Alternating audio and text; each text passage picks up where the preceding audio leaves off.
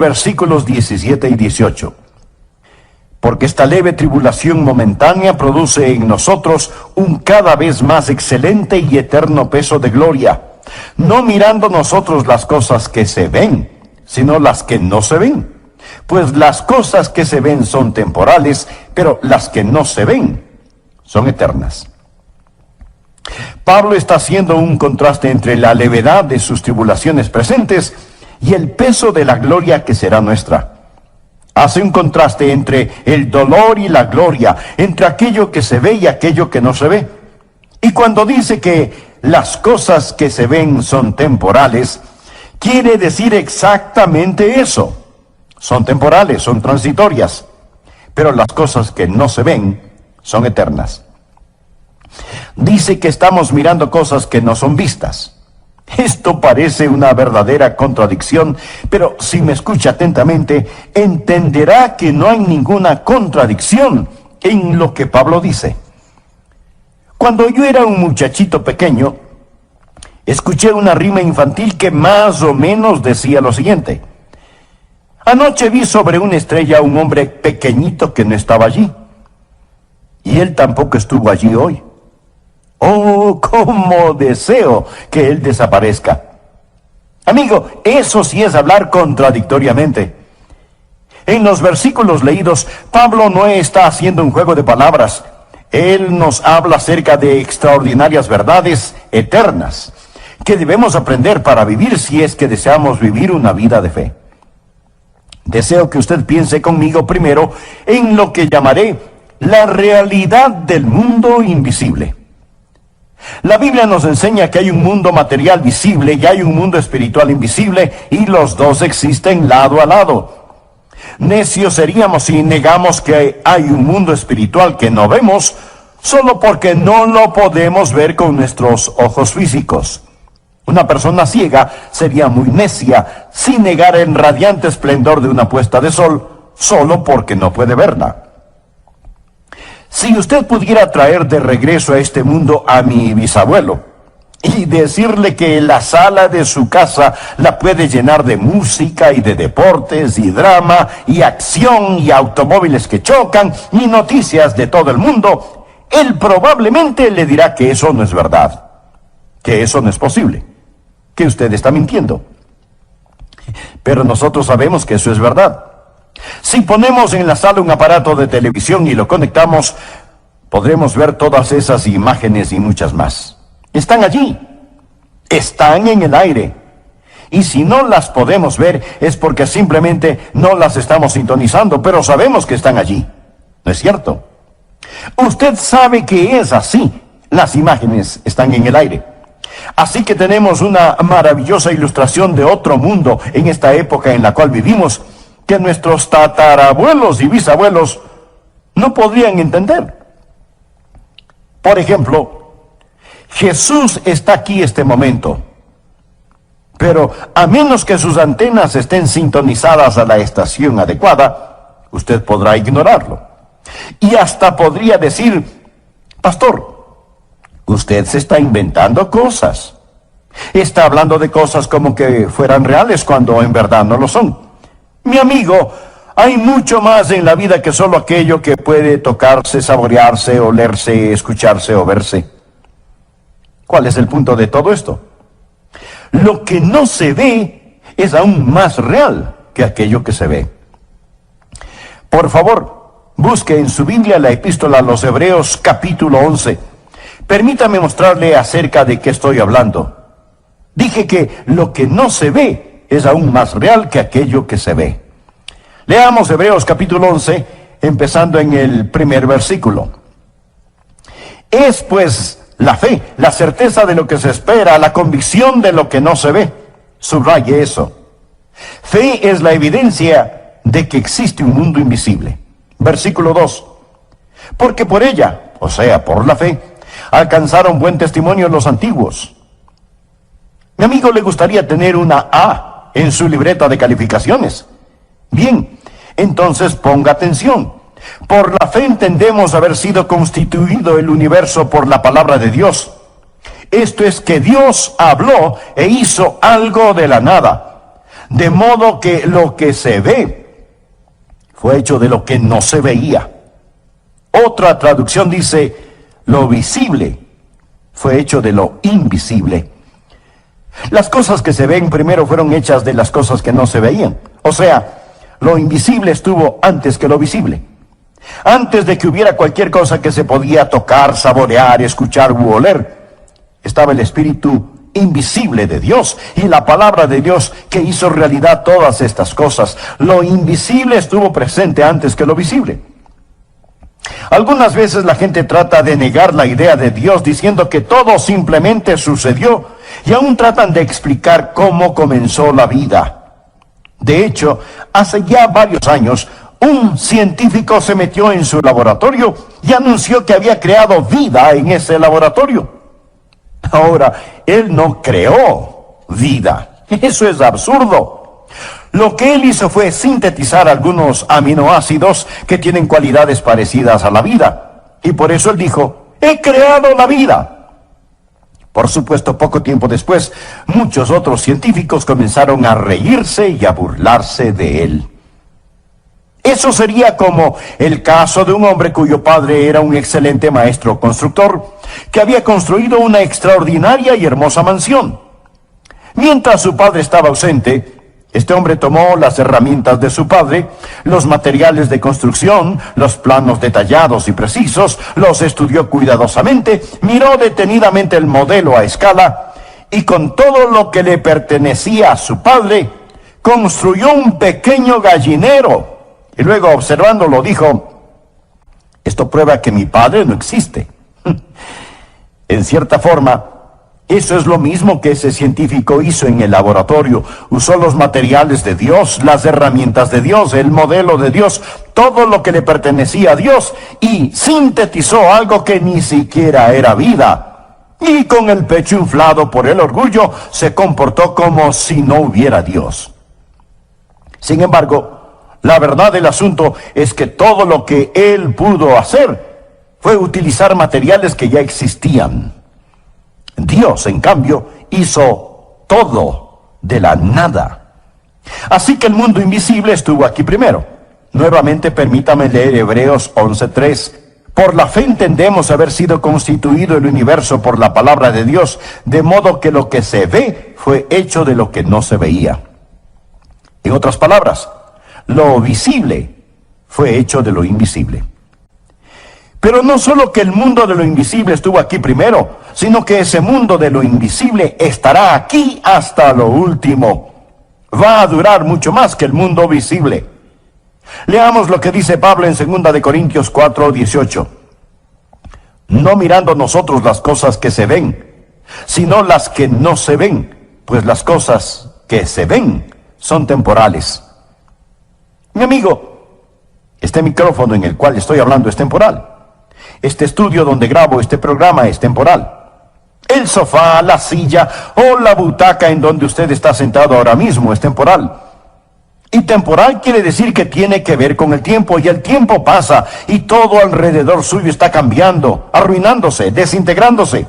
Es temporal. Por lo tanto, ¿qué es lo más real? ¿Aquello que se está acabando o aquello que nunca dejará de ser? Lo que estoy tratando de decir es que las cosas que no se ven son eternas. El mundo invisible es más real que el mundo visible porque el mundo invisible estuvo aquí primero y estará aquí hasta lo último. Y si usted está viviendo solo por las cosas que se ven, quiero decirle que se llevará una gran desilusión. Bien, le he hablado acerca de la realidad del mundo invisible, pero ¿cómo sabemos que está allí? Porque Dios mismo dice que está ahí. Nosotros seríamos necios si lo negáramos. Pero no solo quiero informarle de esa realidad, sino también de los recursos de la misma. ¿En qué nos beneficia saber que existe un mundo invisible? Bueno, hay grandes y vitales recursos en el mundo invisible que pueden ser nuestros, y le voy a decir cómo aprovechar esos recursos de acuerdo a la palabra de Dios.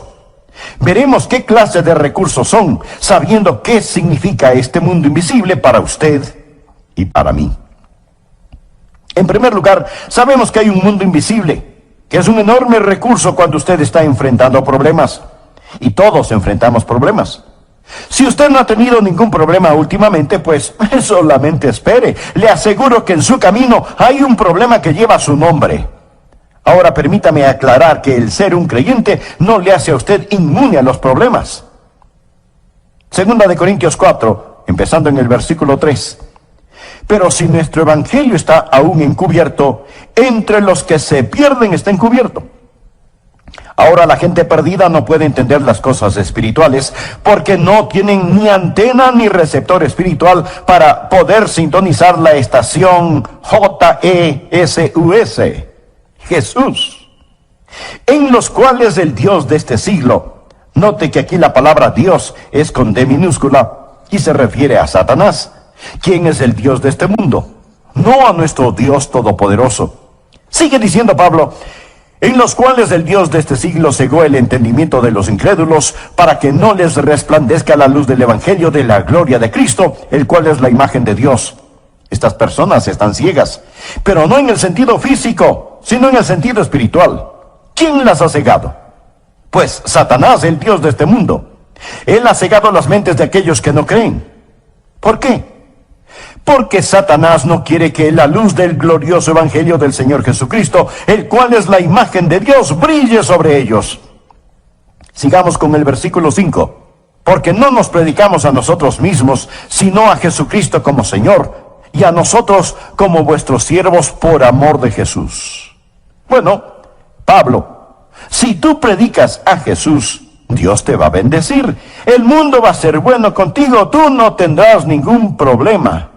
Ay, mi amigo, bien solo hay que esperar a ver si es que eso es cierto. Porque Dios, que mandó que de las tinieblas resplandeciese la luz, es el que resplandeció en nuestros corazones para iluminación del conocimiento de la gloria de Dios en la faz de Jesucristo. Pero tenemos este tesoro, esto es, la gloria de Dios, en vasos de barro, para que la excelencia del poder sea de Dios y no de nosotros.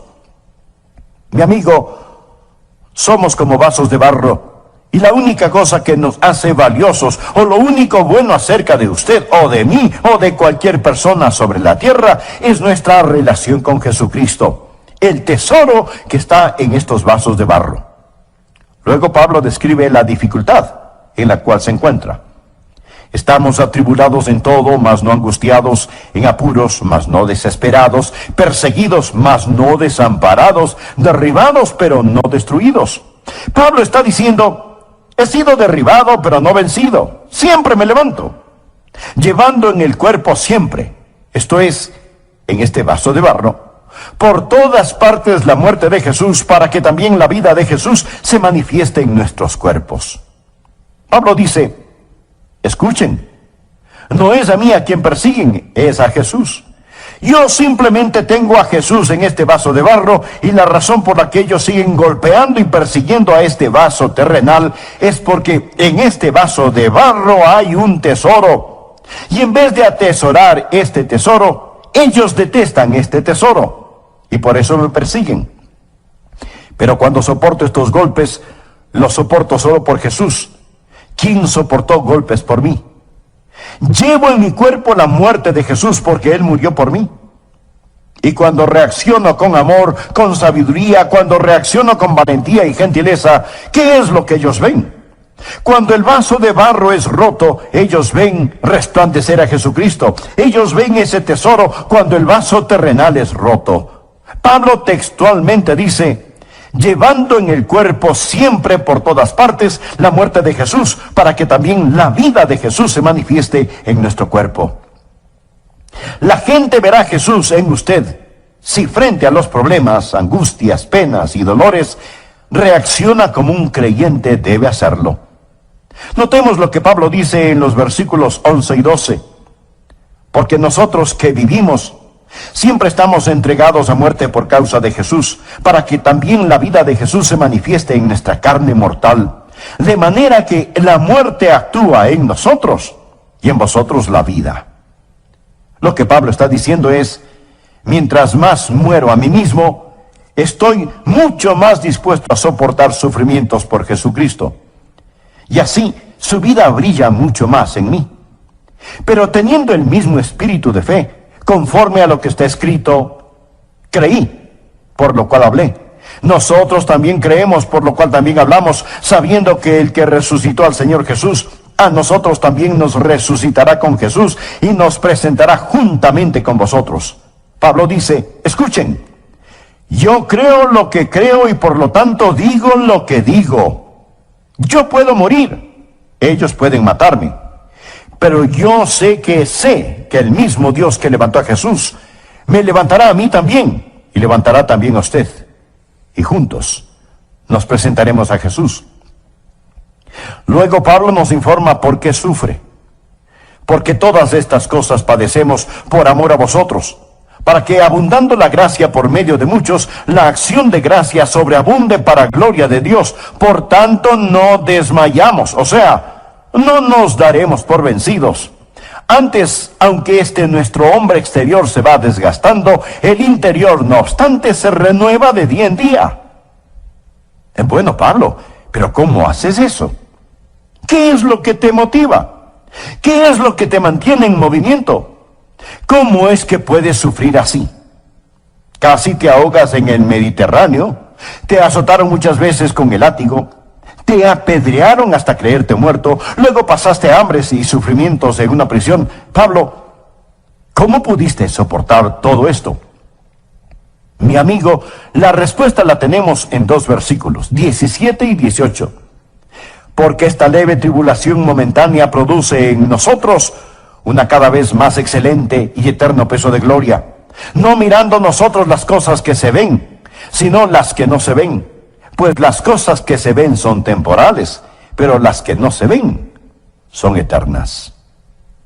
Ahora, cuando usted tiene problemas, especialmente por permanecer firme en el Señor Jesucristo, es mejor que usted mire hacia otro mundo. Es mejor que tenga su mirada fija en las cosas que no se ven, porque si lo hace así, Dios le dará fuerza sobrenatural y marchará al son de diferente música. Tome en cuenta que Pablo estaba perplejo. Él no lo entendía todo. Él dice que nosotros también estamos perplejos y atribulados. El hecho de que las cosas no tenían sentido para Pablo, eso no significa que las cosas no tenían ningún sentido. Y el que no tengan ningún sentido ahora, no quiere decir que no tendrán sentido más tarde. Pablo dice, no lo entiendo, pero miro hacia las cosas que no se ven. Y aquí la palabra griega para mirar literalmente significa ver con fijeza, intensamente. Y Pablo miraba con fijeza aquellas cosas que otras personas no podían ver. Me encanta una de las cosas que dijo Corrie ten Boom. Ella dijo, mira a tu alrededor y te desalentarás. Mira dentro de ti y te angustiarás. Mírate a ti mismo y te deprimirás. Mira a Jesús y descansarás. Y eso es lo que estuvo haciendo el apóstol Pablo. En tiempos problemáticos es necesario ver un mundo invisible, pero no solo en tiempos problemáticos, sino también cuando usted tenga temor, necesita ver ese mundo invisible. Me encanta una de las cosas que dijo Corrie ten Boom. Ella dijo, mira a tu alrededor y te desalentarás. Mira dentro de ti y te angustiarás. Mírate a ti mismo y te deprimirás. Mira a Jesús y descansarás. Y eso es lo que estuvo haciendo el apóstol Pablo. En tiempos problemáticos es necesario ver un mundo invisible, pero no solo en tiempos problemáticos, sino también cuando usted tenga temor, necesita ver ese mundo invisible. Por favor, por un momento vayamos al Antiguo Testamento. Busque el capítulo 6 del segundo libro de Reyes. En un momento leeré desde el versículo 8. Lo que sucedió entonces fue lo siguiente. Eliseo era un profeta de Dios y como cualquier hombre de Dios, como el apóstol Pablo, o como cualquier hombre, mujer, niño o niña que trata de vivir por Jesús, se metió en problemas. De paso mencionaré lo que he dicho antes. Jesús no vino para sacarnos de problemas, sino para tener problemas con nosotros. Así que tenemos a este hombre de Dios, Eliseo, que está en problemas. Ahora leamos desde el versículo 8. Tenía el rey de Siria guerra contra Israel, y consultando con sus siervos dijo, en tal y tal lugar estará mi campamento. Y el varón de Dios envió a decir al rey de Israel: mira que no pases por tal lugar, porque los sirios van allí. Entonces el rey de Israel envió a aquel lugar que el varón de Dios había dicho, y así lo hizo una y otra vez con el fin de cuidarse. Y el corazón del rey de Siria se turbó por esto, y llamando a sus siervos les dijo: ¿no me declararéis vosotros quién de los nuestros es del rey de Israel? Entonces uno de los siervos dijo: no, rey señor mío, sino que el profeta Eliseo está en Israel, el cual declara al rey de Israel las palabras que tú hablas en tu cámara más secreta. Amigo, aquí había una fuga de información, porque Eliseo estaba sintonizado con el cielo en un mundo invisible. Sigamos con la lectura del relato bíblico. Y él, Osén, rey de Siria, dijo: id y mirad dónde esté para que yo envíe a prenderlo. El rey quería arrestar a Eliseo, y le fue dicho: he aquí que él está en Dotán. Entonces envió el rey allá gente de a caballo y carros y un gran ejército. El rey envió un gran ejército para arrestar a este pequeño profeta de Dios, los cuales vinieron de noche y sitiaron la ciudad. Ellos querían apresar a este hombre de Dios, y por lo tanto sitian a la ciudad con caballos y carruajes y soldados. Y se levantó de mañana y salió el que servía al varón de Dios. Aquí se refiere al siervo de Eliseo. Y he aquí el ejército que tenía sitiada la ciudad, con gente de a caballo y carros. Entonces su criado le dijo: ah, señor mío, ¿qué haremos? En otras palabras: amo, estamos en problemas, ¿qué es lo que vamos a hacer? Él, Eliseo, le dijo: no tengas miedo, porque más son los que están con nosotros que los que están con ellos. Por favor, subraye la frase: no tengas miedo. Al respecto, alguien alguna vez informó que 365 veces en la Biblia, o sea, una vez por día, Dios ha dicho: no temáis, no tengas temor, o expresiones equivalentes para cada día del año. Y oró Eliseo y dijo: te ruego, oh Jehová, que abra sus ojos para que vea. Ahora este joven criado de Eliseo probablemente ni siquiera usaba lentes todavía. Yo comencé a usarlos desde que cumplí los 42 años de edad, y para poder ver de cerca o de lejos yo tengo que quitarme o ponerme los lentes. Pero aquí estamos hablando de un hombre joven, siervo de Eliseo. Y oró Eliseo y dijo: te ruego, oh Jehová, que abra sus ojos para que vea. Entonces Jehová abrió los ojos del criado, no sus ojos físicos, sino sus ojos espirituales, y miró. Y he aquí que el monte estaba lleno de gente de a caballo y de carros de fuego alrededor de Eliseo. El enemigo tenía sus soldados y Dios tenía sus soldados. Pero el punto que deseo que usted entienda es este: cuando usted tiene temor y el diablo la ha intimidado y grita contra usted, entonces usted necesita entender que el ángel del Señor acampa alrededor de los que le temen y los defiende. Necesitamos entender que hay un ejército invisible allá afuera, alrededor suyo y alrededor mío. El ángel del Señor acampa alrededor de los que le temen. Anota el siguiente versículo, Salmo 68, 17. Los carros de Dios se cuentan por veintenas de millares, y Dios está en medio de ellos. Lo que necesitamos hacer cuando tenemos temor es orar y decir: Señor, abre mis ojos. Ayúdame a ver que tú estás conmigo. Tantas y tantas veces que estamos en peligro y ni siquiera lo sabemos. Tantas y tantas veces Dios habrá enviado un ángel protector para que nos levante, para que nos cuide. Una vez yo enfrenté un muy serio peligro y ese peligro pasó. Pero cuando estuve en ese muy serio peligro físico, yo me refugié en la palabra de Dios y leí: no moriré, sino que viviré, para dar testimonio del evangelio de la gracia de Dios. Y Dios tomó estas palabras y me las dio. Pero la cosa extraña fue que varios días después recibí 3 cartas de diferentes partes de los Estados Unidos, y el contenido de las cartas fue casi idéntico. Pastor Adrián, ¿estuvo en dificultades o problemas? porque Dios puso en mi corazón que debía orar por usted. No lo entiendo, pero Dios me dijo que debía orar especialmente por usted.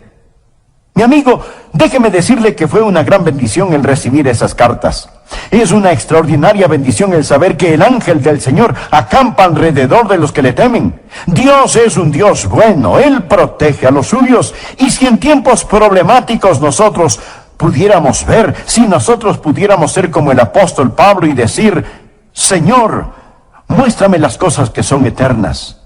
Si nosotros en tiempos de temor y persecución pudiéramos decir: Señor, abre mis ojos para que pueda ver los ángeles que acampan a mi alrededor protegiéndome. Nadie puede tocarnos, ninguna cosa puede tocarnos, excepto que venga a través del ángel de Dios primero. Y si Dios lo permite, Él lo permitirá para su bienestar y para su gloria. En tiempos de tentación, si alguna vez es tentado, y le puedo asegurar que será tentado, usted necesita ver el mundo invisible. Volvamos a Hebreos 11. Es pues la fe, la certeza de lo que se espera, la convicción de lo que no se ve. ¿Puede ver eso?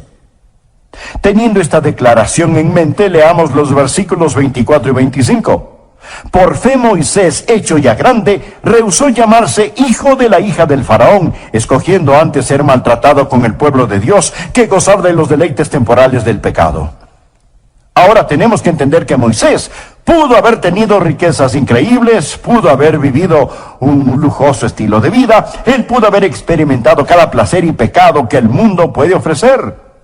Él pudo haber sido el emperador de la más poderosa nación sobre la tierra, pero él rechazó todo eso. La Biblia dice: rehusó llamarse hijo de la hija del faraón, escogiendo antes ser maltratado con el pueblo de Dios que gozar de los deleites temporales del pecado, teniendo por mayores riquezas el vituperio de Cristo que los tesoros de los egipcios, porque tenía la mira puesta en el galardón.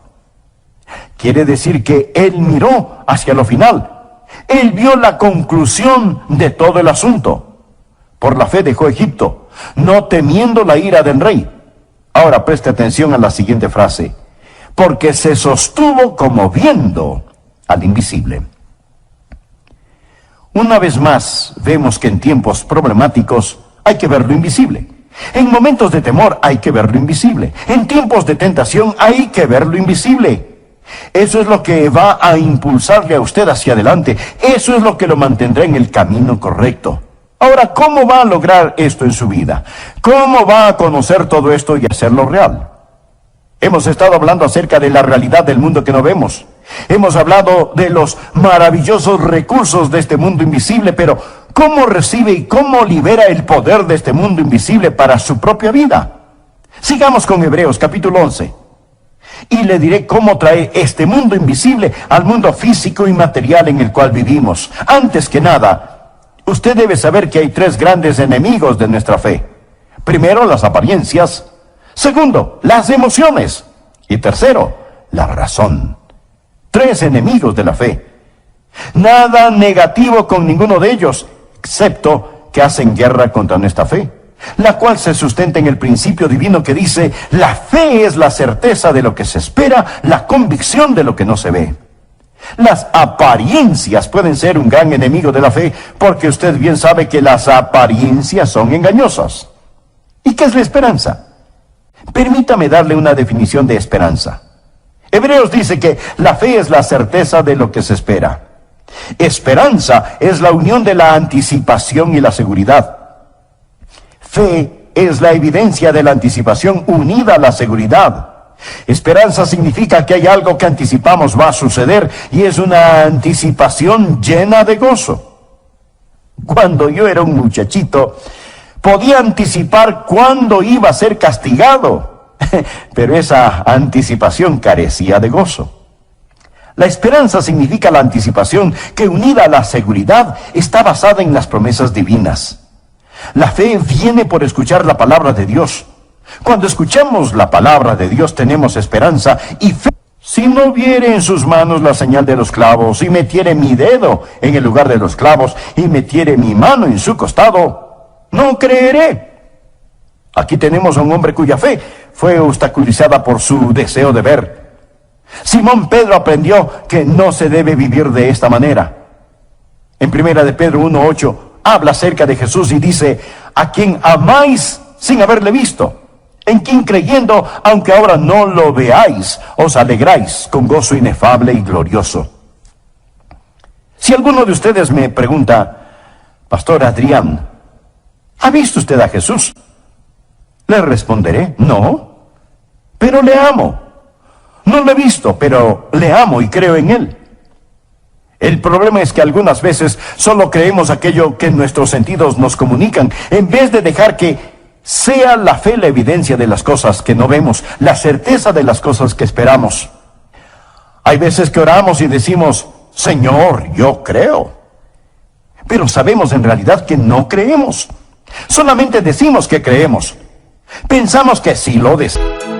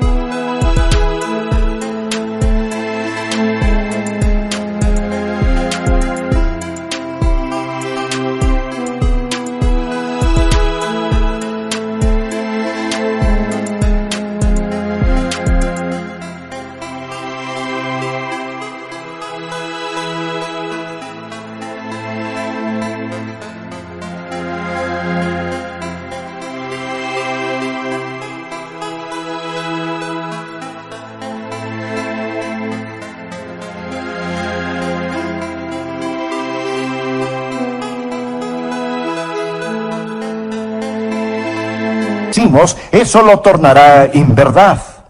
¿Le ha pasado eso alguna vez? Oramos: Señor, realmente voy a creer en ti para esto. Pero sabemos que no estamos creyendo. Y Dios sabe que no creemos, pero lo decimos de todas maneras. Pero esta vez yo sabía que creía, supe que Dios puso esa fe en mi corazón. Si usted alguna vez ha vivido por fe el tiempo suficiente y ha tenido experiencias de fe, usted sabe, o por lo menos piensa que tiene fe verdadera en su corazón, sabe que sin fe es imposible agradar a Dios. Y que nada conseguirá de Dios si es que no ora con fe. Orar y creer significa recibir. Orar y dudar significa renunciar. Por lo tanto, usted debe orar en fe y con fe. Otra cosa que nos impide el vivir en el plano de lo invisible son nuestras emociones. Algunas veces es lo que vemos lo que batalla contra nuestra fe. Otras veces son nuestras emociones. Y eso es muy semejante a aquello de que si no lo podemos ver, entonces lo queremos sentir. ¿Alguna vez ha tratado de orar y sus oraciones parece que no tuvieran sustancia? ¿Sabe de lo que estoy hablando? Sus oraciones son completamente secas y parece que lo único que usted está haciendo es un ejercicio sin ningún significado. Mi amigo, escúcheme. No deje que sus emociones le impidan creer en Dios. En realidad, sus emociones nada tienen que ver con su creencia. Dios realiza su más profundo trabajo en su espíritu, no en sus emociones. Sus emociones son la parte más superficial de su naturaleza.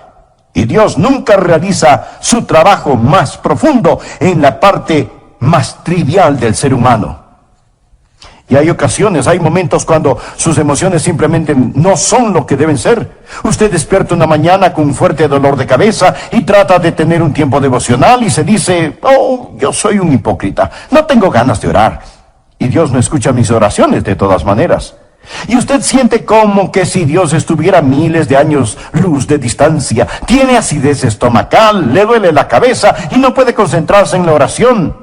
Y si usted no tiene cuidado, puede comenzar a sentirse nada espiritual. Y entonces se toma un Alka-Seltzer o algo por el estilo, se siente un poquito mejor, su mente se despeja, sale el sol, desaparece su dolor de cabeza y tiene un hermoso íntimo tiempo devocional y usted piensa: me siento tan cerca de Dios. Pero usted es la misma persona ahora que cuando tenía su dolor de cabeza. ¿Piensa que Dios estaba en esas tabletas de Alka-Seltzer que se tomó? De ninguna manera. Escúcheme, cuando usted se acerca a Dios en oración, No le ofrezca el vacío de sus emociones. Venga con sus manos llenas del incienso de la palabra de Jesús. Ore en el nombre de Jesús. Y como usted se siente, poco tiene que ver con eso. No es lo que ve, no es lo que siente. He descubierto eso muchas veces en la predicación y he predicado por mucho tiempo y he predicado muchísimos mensajes. Quiero compartir con usted un secreto. Hay veces en que no me siento con ganas de predicar. Y alguien podrá decir, usted está bromeando, pastor. Usted está siempre tan lleno de Dios que siempre está impaciente por predicar. Oh, mi amigo, desearía que eso fuera verdad.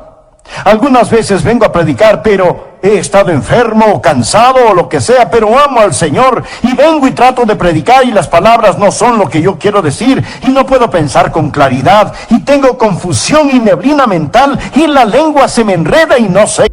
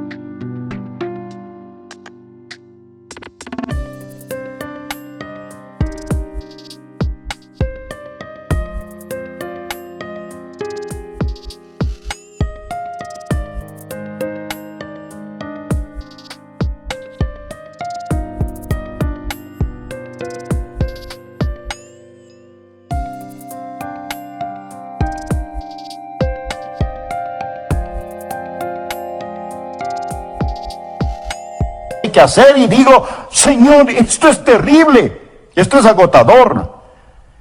Pero cuando extiendo la invitación, parece como que si los cielos se abrieran y Dios me dice, Adrián, no es tu locuacidad, no son tus sonrisas, no son tus emociones, es mi poder el que cuenta. Mi amigo, necesitamos aprender a esta extraordinaria verdad una y otra vez.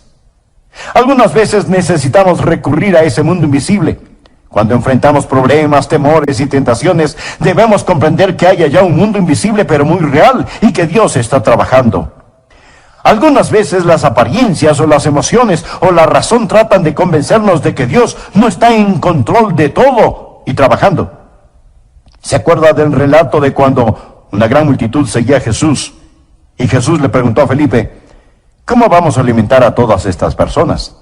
Felipe hizo cálculos y dijo que, como para alimentar a todas esas personas, era necesario el salario de un año de un trabajador. Mejor sería enviar a la gente a sus casas. Pero Jesús no lo hizo así. Y al final, todos fueron alimentados. Y hasta sobró mucho alimento. Amigo, no deje que su corazón, su mente estén limitados por la lógica. Pero entiéndame.